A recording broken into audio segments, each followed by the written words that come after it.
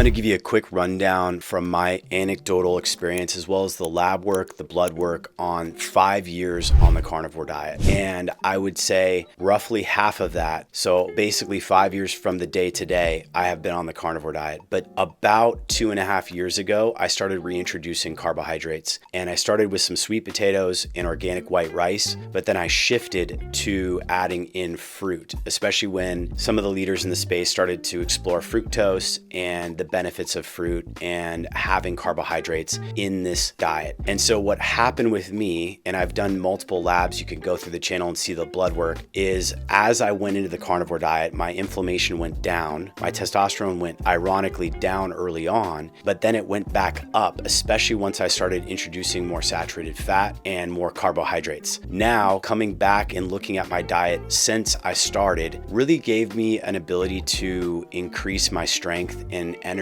because I am a fairly active individual. By most standards, I'm probably in the top 5% of active individuals, but I'm not extreme. I don't really get to that sort of zone 4 or 5 area of workouts on a regular basis. I probably hit those areas when I'm training once or twice a week. And I do it intentionally to increase my VO2 max and to increase my cardiovascular health. But for the most part, I'm probably sitting around 140, 150 beats per minute, where my zone 5 would be probably 175, 180. And what I'm doing is I'm usually lifting. I'm probably weight training 4 to 5 days a week. I'm weight training. I don't hit the same groups though. I try to really purposefully rest areas. That in combination with 2 to 3 meals a day, typically 2 meals a day, if you don't count a bulletproof coffee where I do coffee and butter in the morning. Yes, I'm doing coffee right now, although I will probably experiment with taking and going very just clean and getting rid of coffee in the near future. Right now I'm doing Life Boost coffee, which is supposedly organic, low mold toxin, low acidity, super clean. I have an espresso machine. I like to make them without the coffee filters. So I use the espresso beans. I can't use Danger Coffee because they don't make that, at least to my knowledge. And I'm adding butter and LMNT, just electrolytes. And then that along with like low temp pasteurized whole milk cream, heavy cream is kind of my morning from 8 a.m. to noon-ish where I can tide myself over. Then I'll usually break my fast with some high quality eggs, a couple of those, maybe some organic cheese on them, and then a little bit of ground beef or steak, and then maybe a banana and some berries. So I'm doing those kinds of things as a typical starter for the day. And then I add creatine, and then I will do,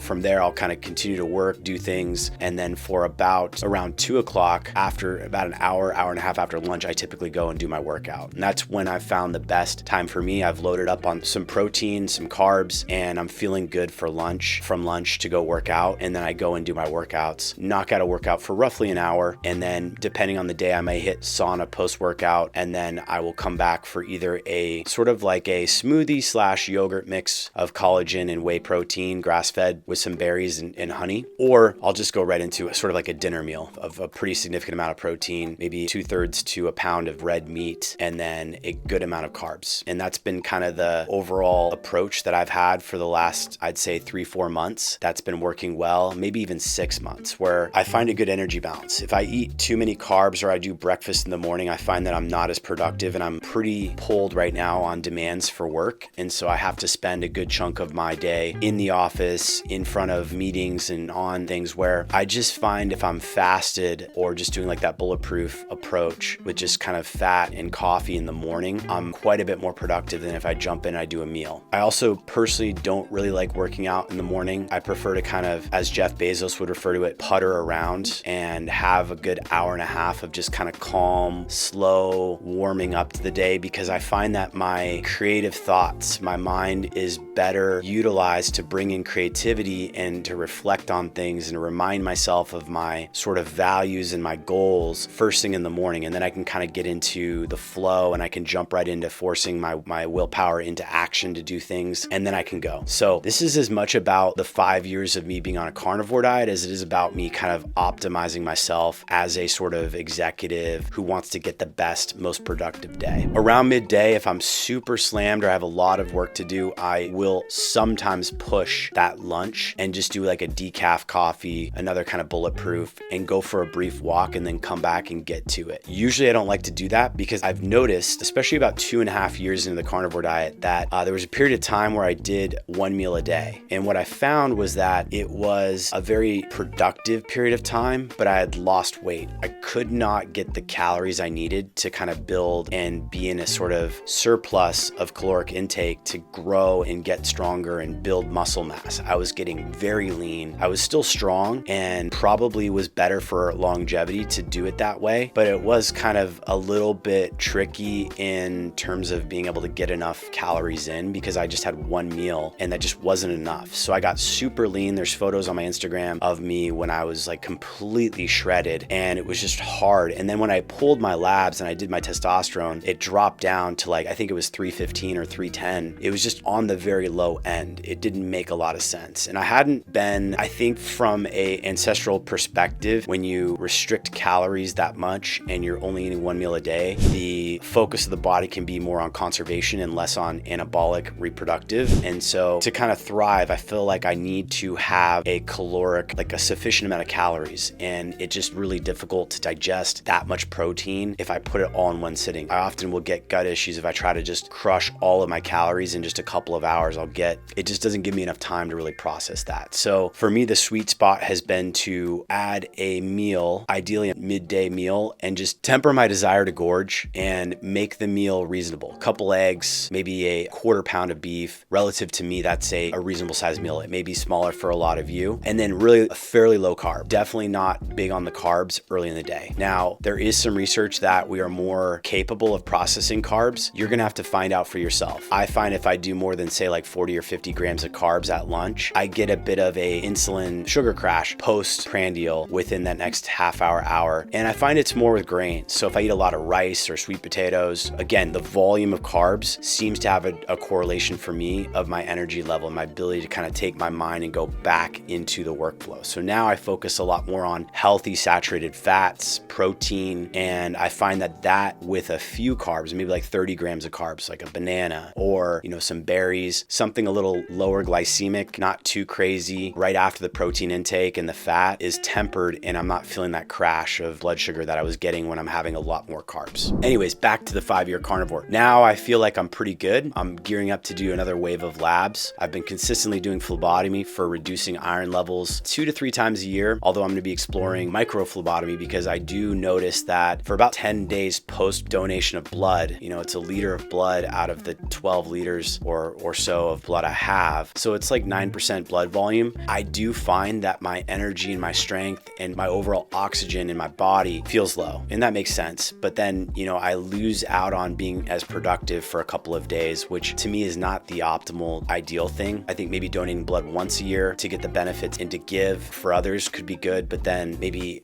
backing off and doing more of like a microphlebotomy would be better to also keep your iron levels in check. Other than that, for the most part, sticking to a relatively minimal supplementation. I will supplement for liver on occasion, for marrow. Those are kind of the two bigs, liver and marrow. I will also add in boron and then collagen. I think collagen is a big one that can be sort of almost like a part of a meal, right? To add in on a consistent basis, given how much of the benefits there are with it. And then with sleep, I'll do some magnesium, and I'm testing out a few other combination things like L-theanine and different types of magnesium, apigenin, things that Huberman's talked about in his protocol. We'll be diving into a lot of these topics. That was a bit of a ramble. I hope you kept up. If you did, thanks a lot. And I will keep you all posted. Drop comments if you have questions on what I've been doing, and I will be sure to respond, and I'll be much more engaged now that we're really getting back into this channel. Thanks a lot, and I'll catch you on the next one.